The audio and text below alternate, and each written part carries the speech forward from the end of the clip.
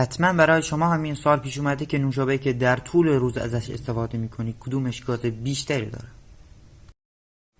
3 تا نوشابه داریم با 3 رنگ مختلف که میخوایم با آدم نعنایی بفهمیم کدومش گاز بیشتری داره. اولی نوشابه فانتا،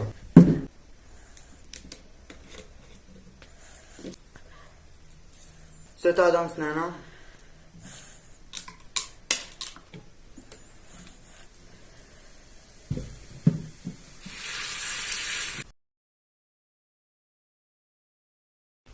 دومی نوشابه اسپرایت،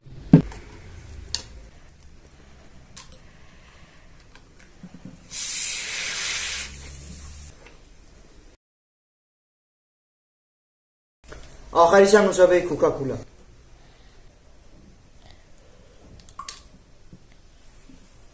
داداش حالا تا اینجا اومدی لایک کن روحیه بگیریم.